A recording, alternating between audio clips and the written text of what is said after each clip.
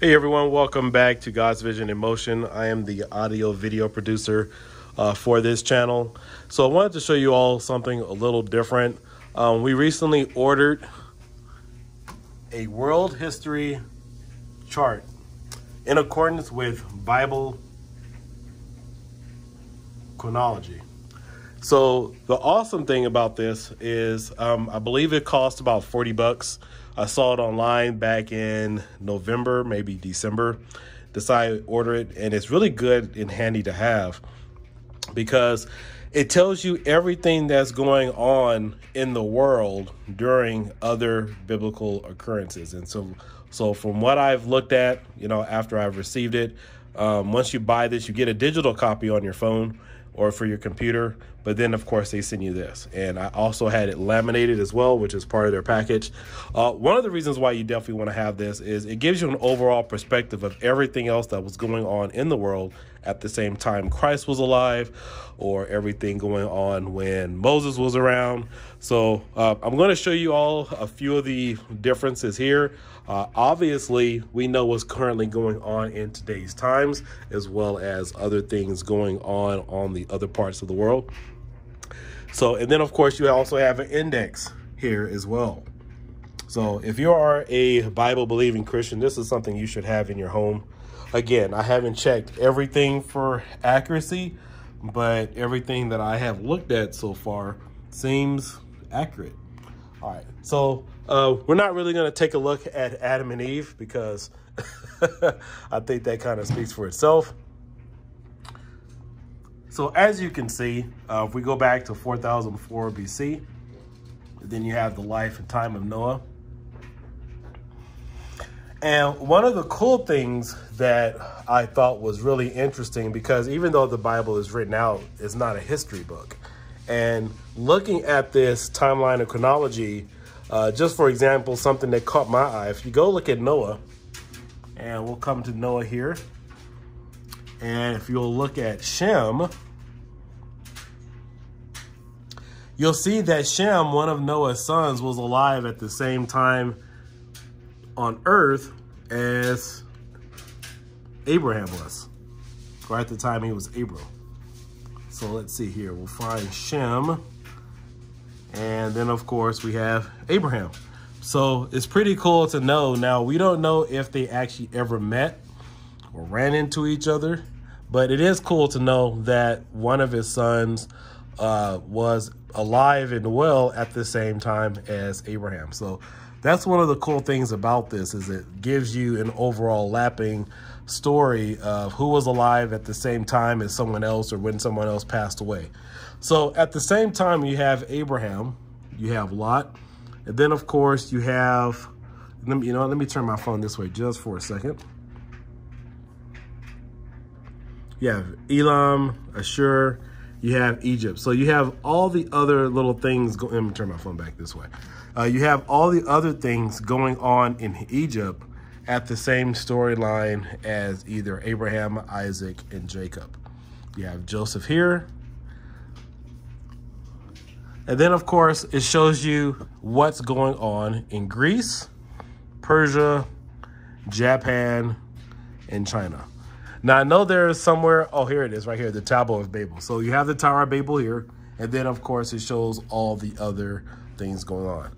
Now, the reason why there's such a huge gap up here is because there's Adam and Eve. There's not a lot of biblical or historical accuracy in terms of what was going on or who else was in the world during that time frame. We also have Noah, so everybody knows everything was wiped out.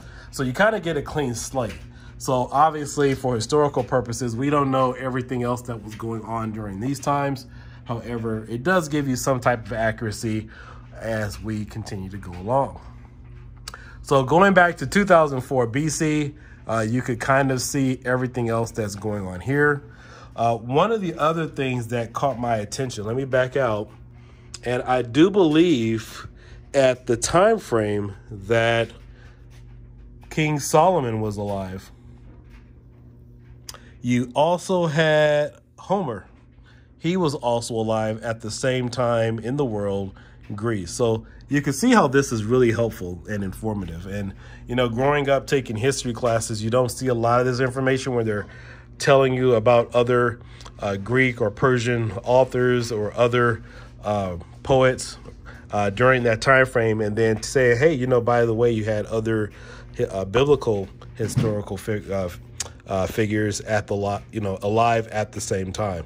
So that's one of the cool things here, is it gives you an overall perspective of everyone who existed and what else was going on in the world as you kind of take yourself through human history. And this is pretty cool because I have never seen anything like this. And this is really good too, even if you are teaching children's church or just a basic history class.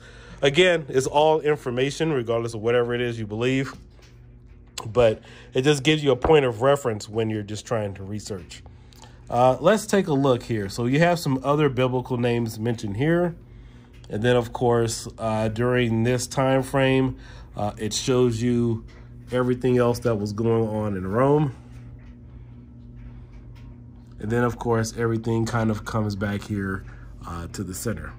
As we view the past tried by men and nations of the past and gather fragments of their history, mindful of the conditions under which they succeeded, and noting, too, those who have failed, there is brought before our eyes in blazing words of fire this warning: for the nation and kingdom that will not serve thee shall perish. I'm not sure who wrote that quote. So again, so here's your historical chart. I don't remember the name of the website where I ordered it. I saw it. It was an ad that popped up on Facebook, and I was like, gee, let me go ahead and check that out. So let's pull up another timeline really quickly. You have the timeline of Christ. So he existed here within this time period. And then, of course, let's go ahead and look at, this is the migration of nations. And at the same point in time, let me see, this is everything that was going on in Rome at the time of Christ. And then, of course, this is everything that was going on in China at the time of Christ. Buddhism prospers 304 to 439 AD. Literary activity, 7 schools of Chang and a 265 to 420, 3 kingdoms. Time of assisted warfare.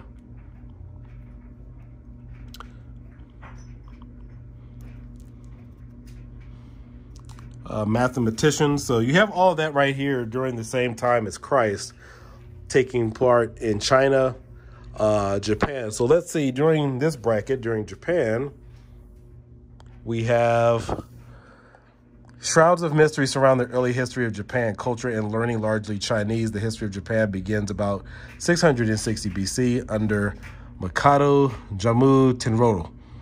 So, but all in all, just wanted to show you guys this cool product. I mean, obviously we know what's going over here, 2000 AD, because in 2100. But I would definitely recommend getting this for any ministry if you are in Bible school or if you're a historian. Just thought it was pretty cool to share with all of you. This is something that should be in a lot of believers' homes, as if you love doing some type of historical or just basic research, it's pretty cool to have. But again, guys, just wanted to go ahead and show you everything that we've been doing here. Just one of the cool things as this channel stays active. But thank you for subscribing to the channel. Make sure you like and subscribe. We'll catch you guys next time. You guys have a blessed day. Bye-bye.